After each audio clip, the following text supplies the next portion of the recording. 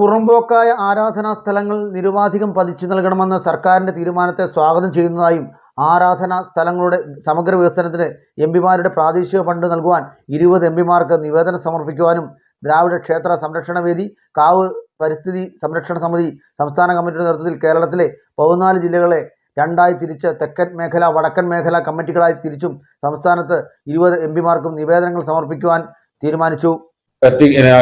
ഇറങ്ങി പുറപ്പെടാനും അതുപോലെ ജനങ്ങളെ ബോധവൽക്കരിക്കാനുമുള്ള ഒരു ശ്രമത്തിന്റെ ഭാഗമാണ്. അപ്പൊ അതുകൊണ്ട് അതൊരു വലിയ ശ്രമകരമായ ഒരു ജോലി ആയതുകൊണ്ട് ബഹുമാനപ്പെട്ട സംസ്ഥാന general secretary NN Gopikuttan sir ഒരു നിർദ്ദേശം ഞങ്ങൾ വെച്ചു. 2 മേഖലയായിട്ട് തിരിച്ചിട്ട് അതിനെ തെക്കൻ മേഖലയും വടക്കൻ മേഖലയായിട്ട് തിരിച്ചു. അതിൽ തെക്കൻ മേഖലയുടെ സെക്രട്ടറിയുടെ ഒരു അധികാരം എന്നെ ഏൽപ്പിച്ചിട്ടുണ്ട്.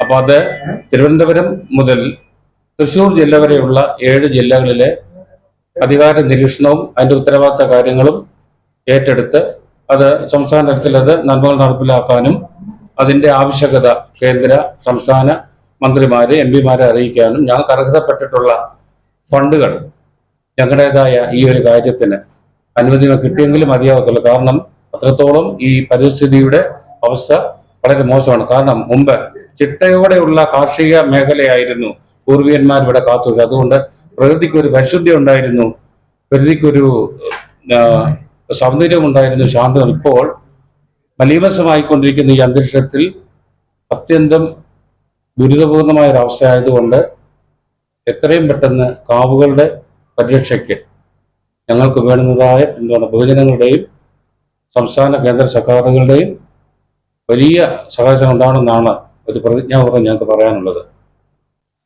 ഞങ്ങൾ ഈ ദുർമന്ത്രവാദത്തിലെ ബോധവൽക്കരണ പരിപാടിയാണ് ഞങ്ങൾ തുടങ്ങിയിട്ടുണ്ട്. ഞങ്ങൾ താല്പര്യം ഇവിടെ നടത്തിയായിരുന്നു. പോലീസ് ഉദ്യോഗസ്ഥൻ വരെയൊക്കെ പങ്കെടുത്തിട്ടുണ്ട്. അത് സ്റ്റേറ്റ് ലെവലിൽ ഞങ്ങൾ എല്ലാ ജില്ലയിലും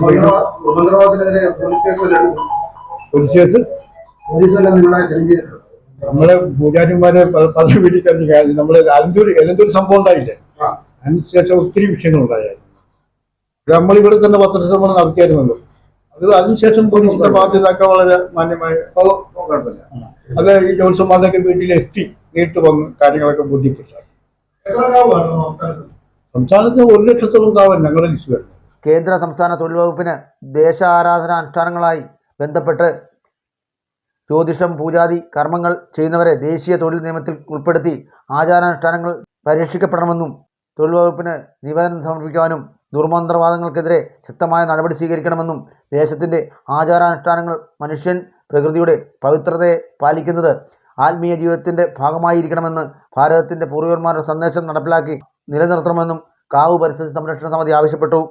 വാർത്താ സമ്മേളനത്തിൽ കാവ് പരിസ്ഥിതി സംരക്ഷണ സമിതി പത്തനംതിട്ട ജില്ലാ സെക്രട്ടറി R. രതി, തെക്കൻ മേഖല സെക്രട്ടറി KR ജയമോഹൻ ശർമ്മ, ദ്രാവിഡ ക്ഷേത്ര സംരക്ഷണ വേദി തെക്കൻ മേഖല സെക്രട്ടറി K. ഗോപാലകൃഷ്ണൻ ഉളനാട്, തെക്കൻ മേഖല joint secretary R. Krishnan Thengamam, BP ശാന്തി, മണിക്കുട്ടൻ എന്നിവർ സംസാരിച്ചു.